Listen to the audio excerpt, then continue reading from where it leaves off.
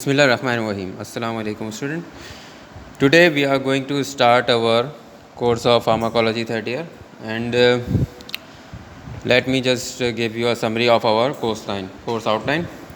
In this course we are going to cover three main topics, and these includes first of all, as you can see, chemotherapy, and then we will cover the second topic of uh, immunotherapy.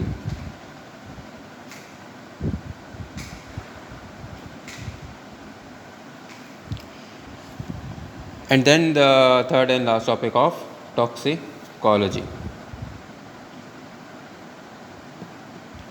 In today's lecture, we are going to start our first topic, that is chemotherapy. So, what is chemotherapy? Chemotherapy is basically a very well known treatment of one of the most severe and threatening pathological condition, that is cancer. For cancer, we have different types of treatment. For a start, I can say that we have the four basic treatments for cancer. These include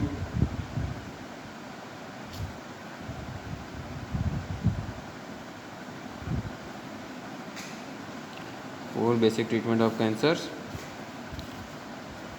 The first one is obviously chemotherapy.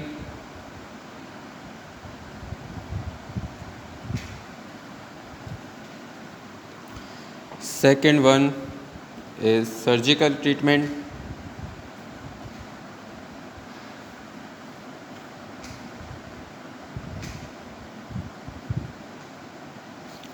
And the third one is radiation.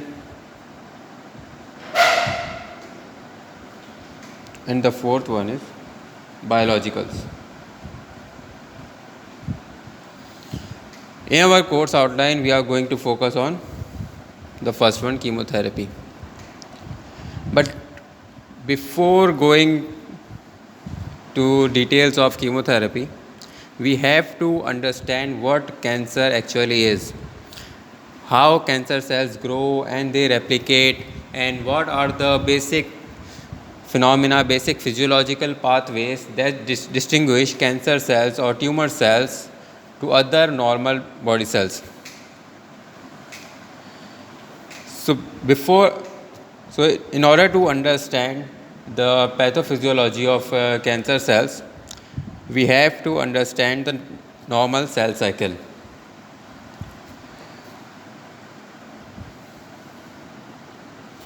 So we can write.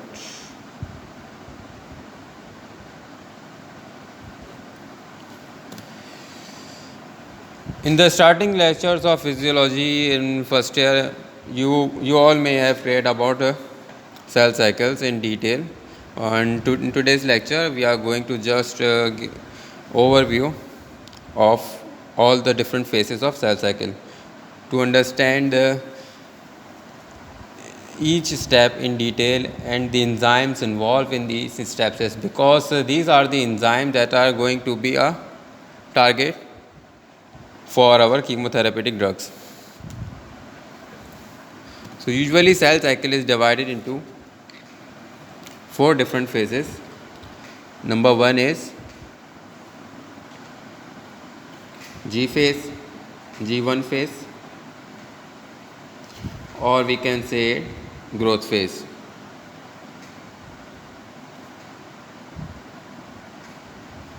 Second phase is S phase,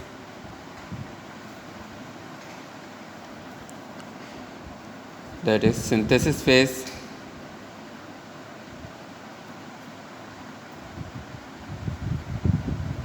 Or the phase that involve DNA replication.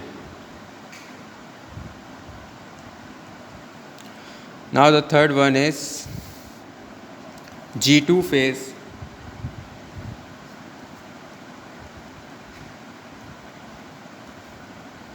This is also the growth phase.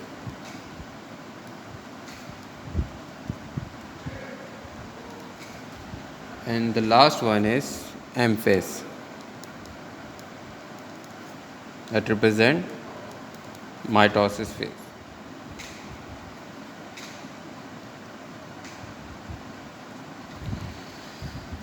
So in every cell of human body, in order to replicate, they have to go through these 4 different phases.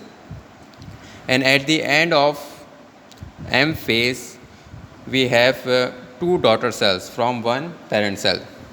And this is just a normal mechanism that happens in every body cells.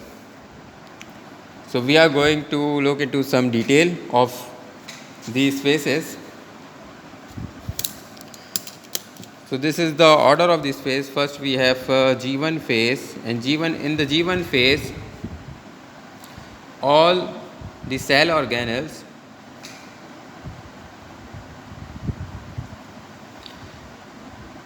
started replication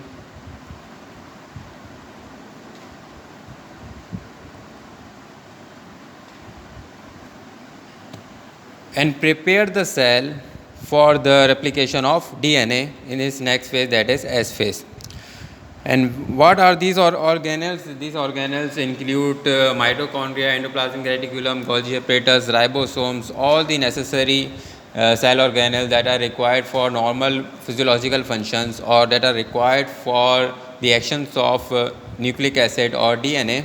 All these cell organelles are replicated in G1 phase. Then in the S phase, the next one is S phase.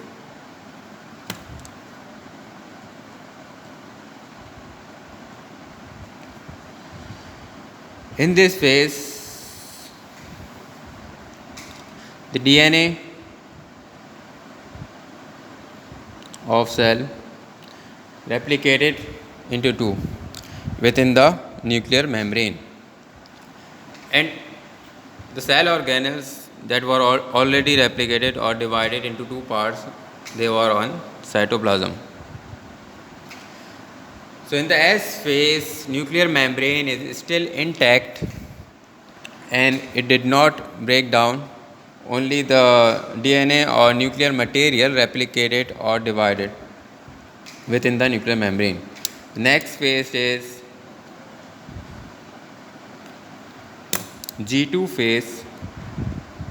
In the G2 phase, specifically, these organelles or cell organelles divide, which are required for the process of mitosis. And what are those specific organelles? That are microtubules.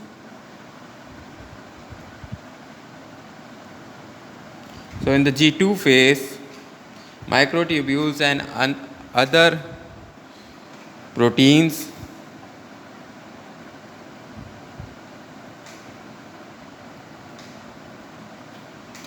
divided and prepare the cell for M phase, that is mitosis.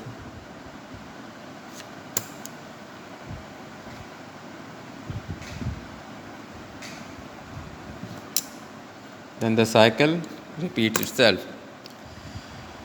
So let's go into the detail of M phase. M phase is further divided into 4 different phases.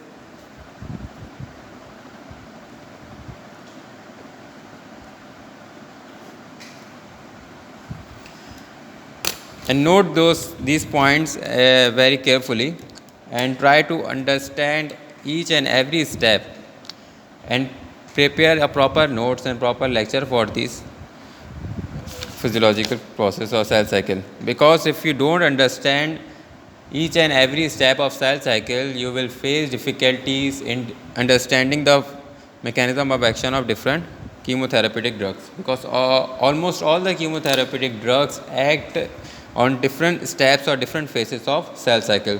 So it is necessary to understand the cell cycle completely and all the enzymes that are involved within the process. So the subphases of M phase include, number one है prophase,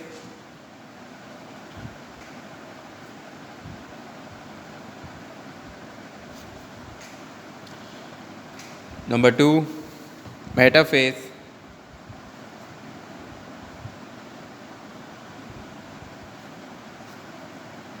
number three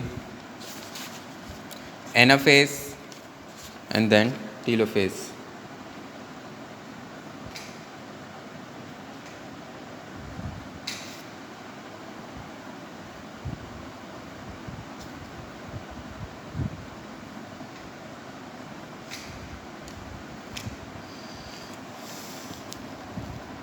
We all have read these mitosis and its cycle in detail in intermediate studies.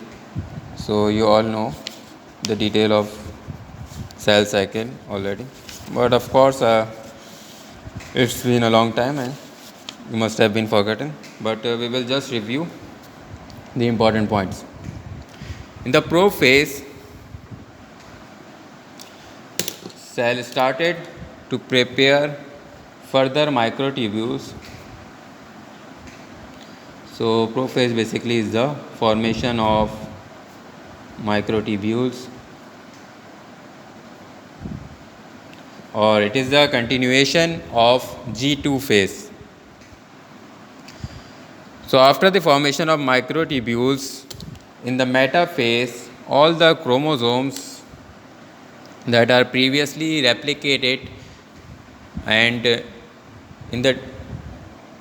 divided into two parts during the S phase, they all align at the center of cell, like this.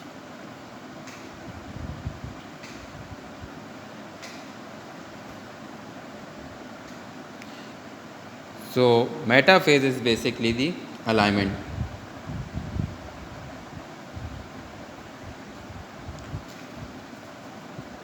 Chromosomes align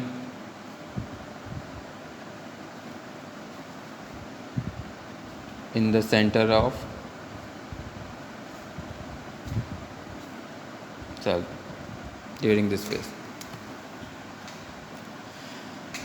And then the microtubules that were already formed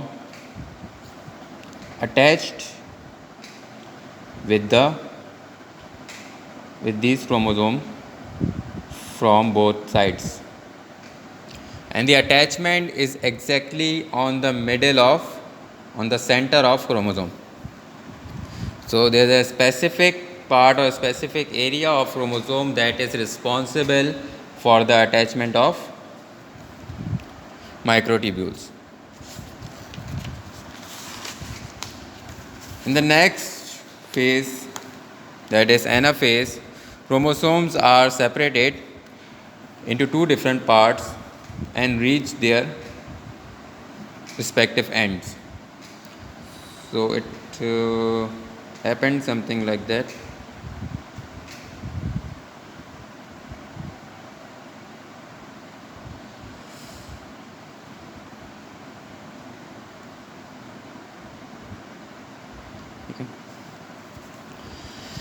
So what happened here? Chromosomes separated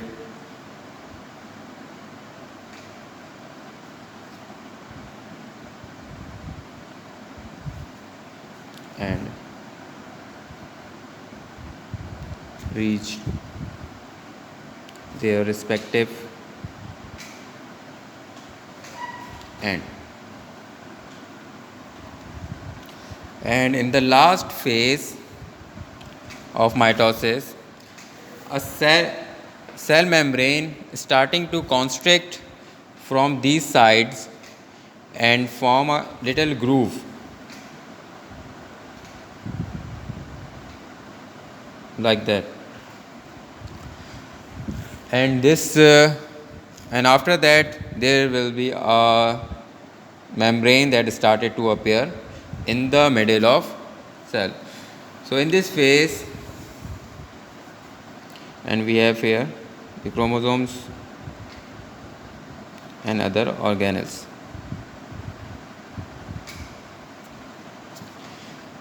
So in this phase, cell membrane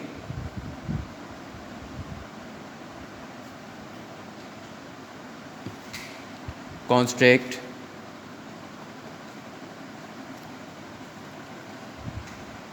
from the middle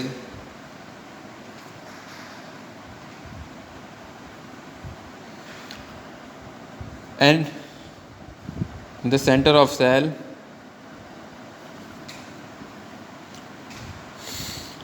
new membrane started to appear. I have missed one important thing from the start of M phase. During the start of M phase, the first thing happen is the disappearance of nuclear membrane.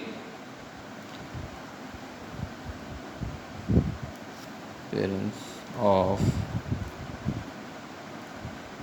nuclear membrane. So note that point as well. So this is the process of mitosis, and at the end of this we have two different daughter cells of that one parent cells, and the genetic material and the genome are divided into two parts and transfer into its daughter cells. This is just a normal simple process. So we are going to look into some detail of enzymes that are involved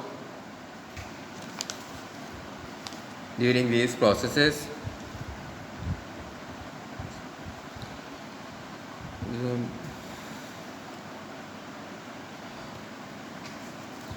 So what happened in S phase?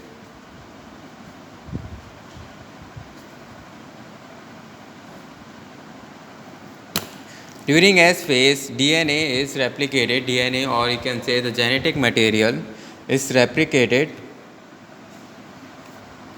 and there is an enzyme, and there are several enzymes that are involved in this replication.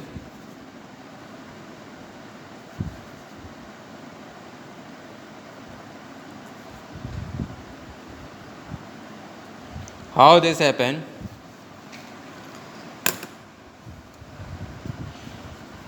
Suppose this is a normal double strand of DNA. What happened here? In order to replicate, these two strands are going to unwind with the help of an enzyme here, and this enzyme is known as helicase. What he did, this enzyme basically unwind the double strand of DNA. So in the later stage, there will be a new strand that is adjacent to the both of these strands. There is a new strand will be formed and the DNA will be replicated. So because of this unwinding, there is a tension that is created in the prior part of the DNA. Because of this tension, so let's see.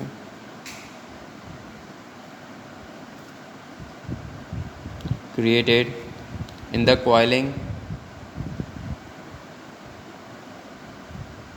of DNA. इसकी example सबसे अच्छी समझने की ये है, अगर कोई हमारे पास रस्सी है और रस्सी के अंदर जो धागे हैं वो बहुत सारे धागे जो हैं आपस में घूम के वो एक रस्सी बनी हुई है। अगर हम उन धागों को ऊपर की तरफ से सेपरेट करें, सेपरेट करने से क्या होगा कि जो रस्सी की जो पीछे वाली साइड है वहाँ पर एक टेंशन क्रिएट हो जाएगी और ये जो सारे इसके जो पार्ट हैं ये और ज़्यादा करीब आ जाएंगे। इस टेंशन की वजह से जो उसकी कॉइलिंग है वो और भी ज़्यादा हार्ड हो जाएगी और उसका जो शेप है वो चेंज होना शुरू हो जाएगा। तो डीएनए के अंदर भी कुछ ऐसा ही होता है हमारे पास जब हेलिकेस एंजाइम आकर डीएनए की डबल स्ट्रैंड को आके सेपरेट कर देता है, तो जो उसका पीछे वाला पार्ट होता है वहाँ पर एक टेंशन क्रिएट हो जाती है, वो कॉइलिंग जो होती है उसमें टेंशन होती है, उसकी वजह से क्या होता है, एक सुपर कॉइल्स बन जाते हैं that lead to the formation of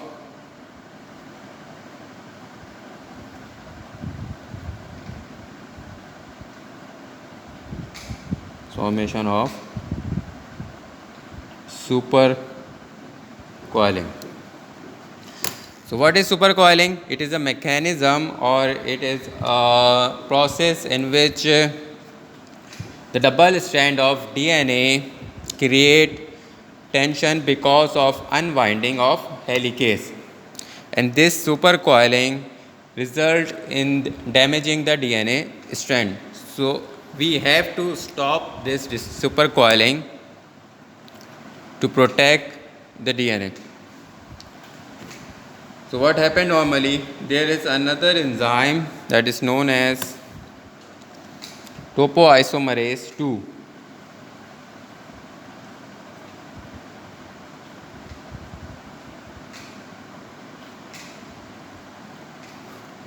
This enzyme, what he did, it neutralized the supercoiling and reduced the tension that was created by the enzyme helicase. So remember कि जितने भी हम आगे एंजाइम पढ़ते रहेंगे, ये सारे एंजाइम जो हैं ये टारगेट्स हैं as a receptor for our drugs that we are going to study in the chemotherapy. तो अगर हम किसी ड्रग के थ्रू हेलिकेस एंजाइम को इनहिबिट करते हैं तो हम क्या करेंगे, हम जो है डीएनए की अनवाइंडिंग को इनहिबिट कर देंगे, because helicase enzyme is responsible for unwinding of DNA. तो हेलिकेस एंजाइम को इनहिबिट करके हम अनवाइंडिंग को इनहिबिट कर देंगे, और अनवाइंडिंग अगर इनहिबिट हो गई तो डीएनए हमारे पास जो है रेप्लिकेट नहीं होगा, एक जो न्यू स्ट्रैंड होती है डीएनए की वो नहीं बनेगी. Now the another enzyme is topoisomerase. Topoisomerase का फंक्शन क्या है, it reduce the tension created during the unwinding process. It reduces the tension created during the unwinding process and protect the DNA from supercoiling. ठीक है, तो ये हमारे पास function है topoisomerase. अगर हम टोपोआइसोमरेज को किसी ड्रग के थ्रू इनहिबिट करते हैं तो सुपर कॉइलिंग जो है वो नहीं रुकेगी, और सुपर कॉइलिंग की वजह से डीएनए हमारा जो है वो डैमेज हो जाएगा, और जब डैमेज हो जाएगा तो फिर एस फेस हमारा कंप्लीट नहीं होगा और इस तरह सेल साइकिल रुक जाएगी. तो ये हम ऐसी ड्रग्स क्यों यूज़ करते हैं, वो इसलिए यूज़ करते हैं ताकि हमारे पास जो एबनॉर्मल सेल्स की जो सिंथेसिस हो रही है और सेल साइकिल हो रही है, कैंसर सेल की जो डिवीज़न हो रही है, हम उसको ब्लॉक कर सकें. सो देयर आर बेसिकली, अब इसमें तो ये बेसिक सी बात है कि जो नया स्ट्रैंड हमारे पास बनता है वो हमारे पास बिल्कुल अपोजिट न्यूक्लियोटाइड का बनता है. So we have 4 common nucleotides that are involved in DNA, and these nucleotides are divided into 2 classes. First one is pyrimidines. Pyrimidine or thiamine and cytosine. The purine bases include adenine and guanine. So these are the bases that are involved in the double strand of DNA. So there is another important enzyme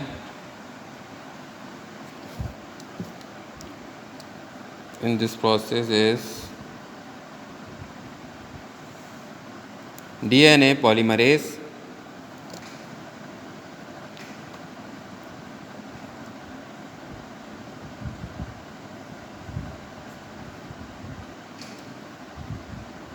What is the role of DNA polymerase? Is it basically prepare or form the adjacent new DNA strand after the process of unwinding. So if we inhibit the enzyme DNA polymerase, we are inhibiting the formation or replication of DNA. So it just collect different nucleic acid bases and collect them to create a new DNA strand.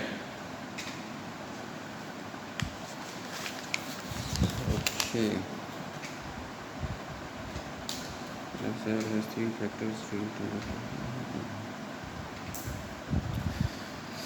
Now what happened after M phase? Normally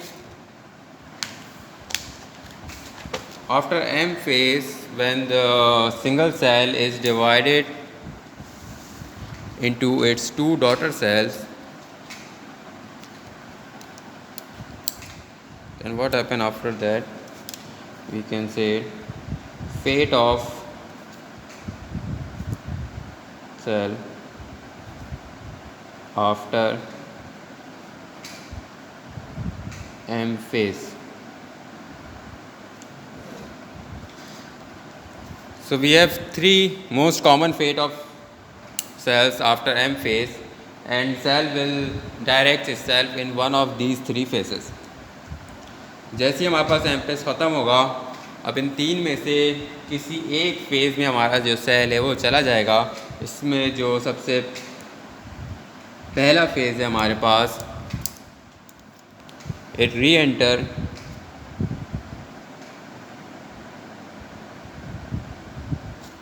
into G1 phase. सबसे पहला phase क्या है हमारे पास, दोबारा से वो G1 phase में चला जाएगा और सेल साइकिल रिपीट हो जाएगी. एक सिंगल सेल डिवाइड हो गया दो सेल्स में, अब दो सेल दोबारा G1 में जाएंगे, दोबारा S फेज़ में जाएंगे, G2 में जाएंगे और M फेज़ में जाएंगे और फिर वो चार सेल बन जाएंगे. तो ये फिर साइकिल चलेगी इस तरह से और सेल फर्दर डिवाइड होता रहेगा. सेकेंड इसका फेट क्या है और क्या हो सकता है,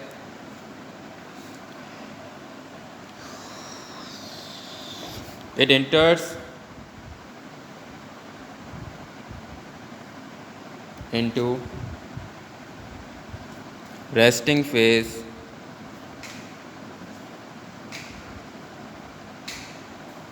also known as G not. एक और फेट क्या है, या तो वो रेस्टिंग फेज में चला जाएगा और G नॉट में चला जाएगा. ये किस कंडीशन में होगा, जब हमारे पास उस सेल की फर्दर ग्रोथ रिक्वायर नहीं होगी.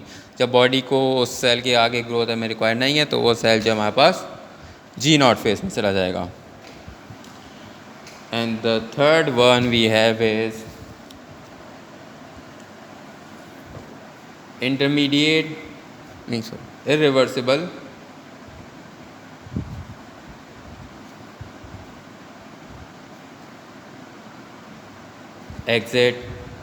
irreversible exit from cell cycle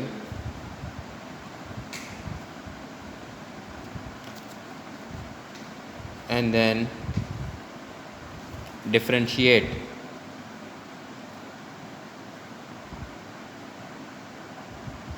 And this is the most common fate of cells after M phase.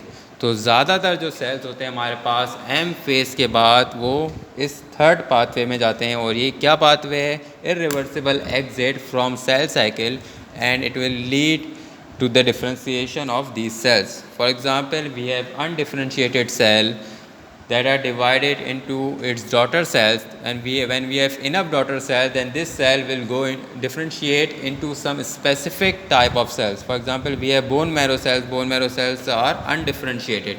Undifferentiated means it can convert into any other cells. इसकी सबसे अच्छी एग्जाम्पल हमारे पास जो है वो एम्ब्रियोनिक सेल्स की होती है.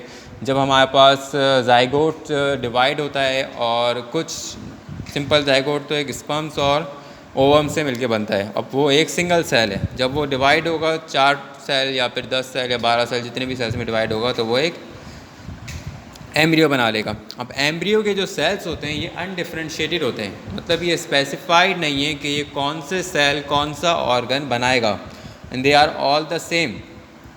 Then we have specific growth factors or some stimuli on every cell, and these stimuli or growth factor decide whether which cell convert into which type of organ or which type of tissue.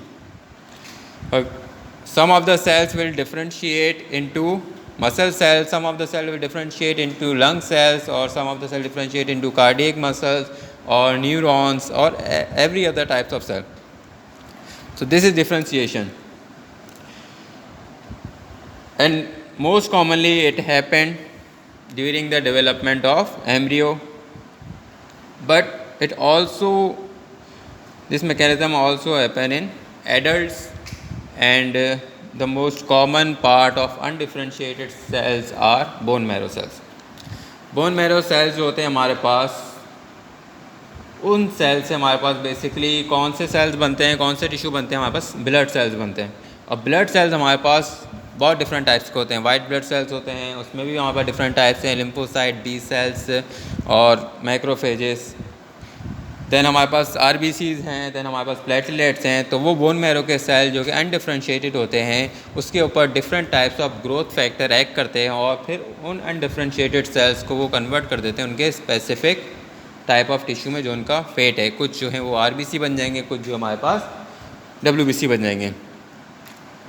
और इस field को हम as a research purpose use करते हैं, और ये future की और अभी करेंटली इस फील्ड के ऊपर बहुत ज़्यादा रिसर्च हो रही है. और इसका एक स्पेसिफिक नाम है हमारे पास, इसको कहते हैं हम स्टेम सेल रिसर्च.